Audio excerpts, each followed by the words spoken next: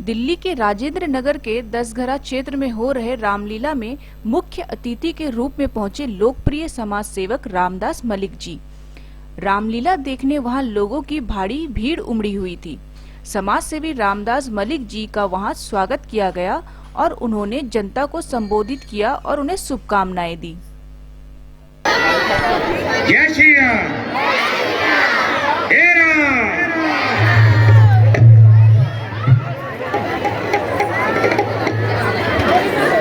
मैं पिछले दिनों काफी रामलीलों में भी गए, लेकिन इतना उत्साह जो यहाँ देख रहा हूँ कहीं देखने को नहीं मिला। माताओं बहनों के अंदर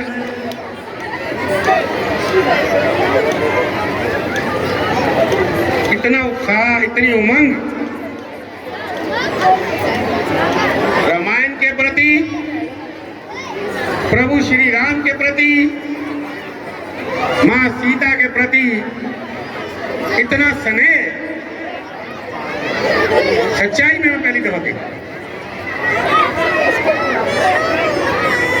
कल मैं अजमेरी गेट की रामलीला मैदान के अंदर रामलीला में था।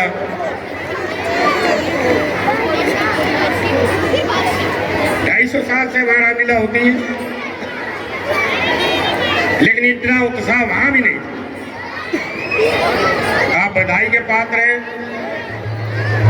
श्री राम जी की कृपा, प्रभु की कृपा आप पे जरूर बरसेगी। ये मेरी श्री भगवान जी से, श्री राम जी से प्रार्थना है। लेकिन सबसे पहले जो यहाँ के आयोजक हैं, जिन्होंने ये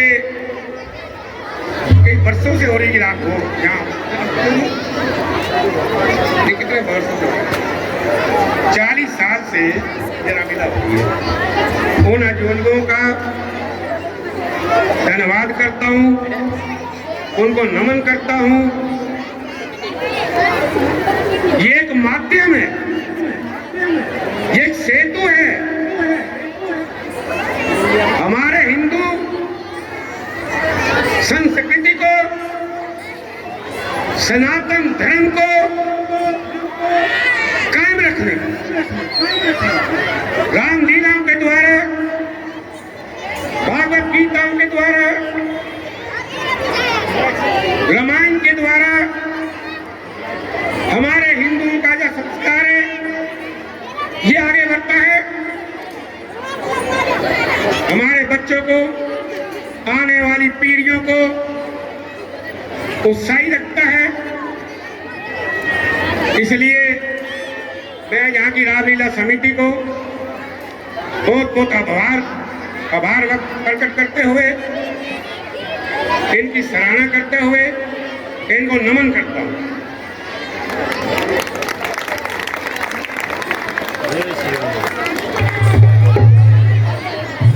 देखिए, ये देश ऋषि मुनियों का देश है,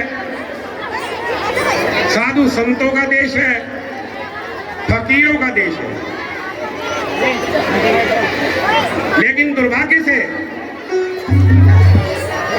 हमारे प्रभु श्री राम जी के मंदिर को बनने के लिए 250 वर्ष लगे। देश की आजादी के बाद 70-75 साल लगे। उस आंदोलन के अंदर मैं भी था, जब यहाँ के सांसद श्रीमान स्वर्गीय काका दास जी थे। हमें भी अयोध्या कुछ करने का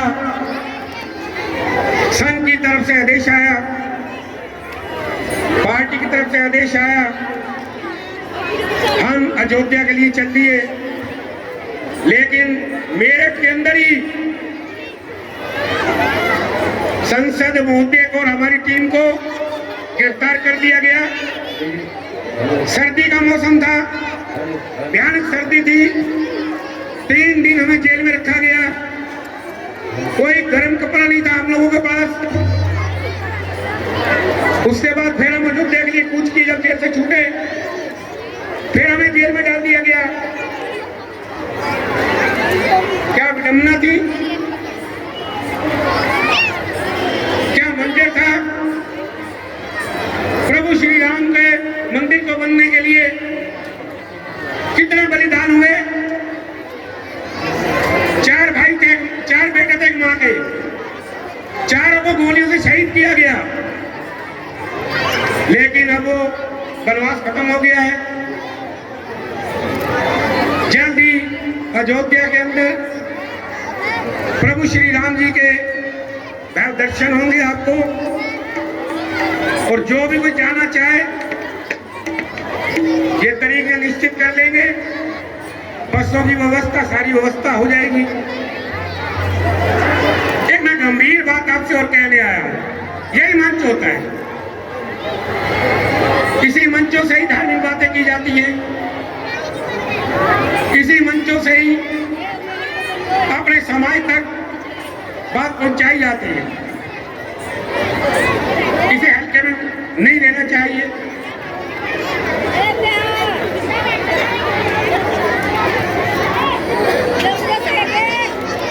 आज मैं उन मुद्दों को नहीं रखना चाहूंगा कि किसी को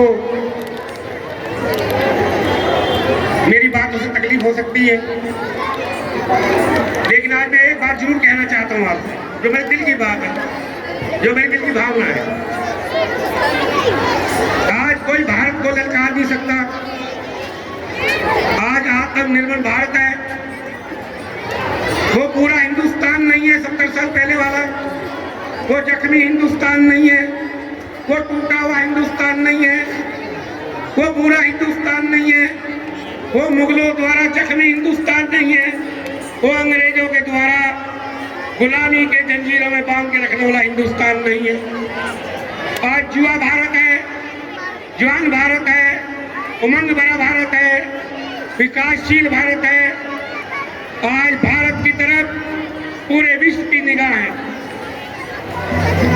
आज हमारा हिंदुस्तान हेलो उभरता हुआ सूर्य की तरह है। कुछ लोग कटाक्ष करेंगे कि मैं सरकार की नीतियों के बारे में बोल रहा हूं, मैं वहां नहीं जाना चाहता। लेकिन एक प्रार्थना आपसे जरूर करना चाहता हूं। पहले घर घर में भागवत गीता हुआ करती थी, रामायण का पाठ होता था, नानी दादी बच्चों को, पोतों को रामायण के बारे में, भगवान श्री कृष्ण के बारे में छोटी छोटी कथाओं के माध्यम के द्वारा बताया करती थी। अब युग बदल गया है, बच्चों के हाथ के अंदर मोबाइल है, तो इसलिए मेरी आपसे प्रार्थना है, जो माताएं बैठी है विशेष तौर से उनके, कि घर में रामायण रखिए। और मैं यहाँ के जो समिति है वो जितनी रामायण कहेंगे उसकी व्यवस्था गोरखपुर से करवा देंगे। घर घर में रामायण एक पेज पढ़िए, चाहे आप रामायण का एक पेज पढ़िए, डेली बच्चों को पढ़ाइए, उससे संस्कार बढ़ेंगे। बच्चे गलत रास्तों में नहीं जाएंगे। देखिए रामायण एक कैरेक्टर है, चरित्र है। रामायण घर घर में चरित्र है। तो मेरे को बहुत ही अच्छा लग रहा है यहाँ पर। सौभाग्य से मैं यहाँ आया हुआ हूँ। मैं आपके मध्य में और रामलीला के मध्य के अंदर ज्यादा दीवार नहीं बनना चाहता। इशारों में मैंने अपना संदेश आपको दे दिया है। इन्हीं शब्दों के साथ यहाँ की जो रामलीला कमेटी है उसका पुनः हृदय से धन्यवाद करते हुए, मेरा जो सहयोग चाहिए होगा मैं उनको सहयोग दूंगा, जितना होकर मन पड़ेगा करूंगा। इन्हीं शब्दों के साथ मैं अपनी वाणी को विराम देता हूँ। बोलिए जय श्री राम, जय श्री राम, जय श्री राम, जय श्री राम।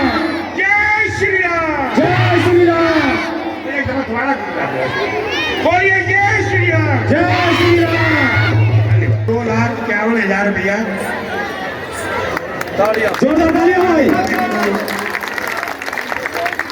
समर्पित करता हूँ। छोटी रकम है, मुझे माफ करना, क्षमा चाहता हूँ। जितना मेरा लगा अच्छा मैंने कह दिया। तो कल ये हमारे सचिव जी कमेटी में रकम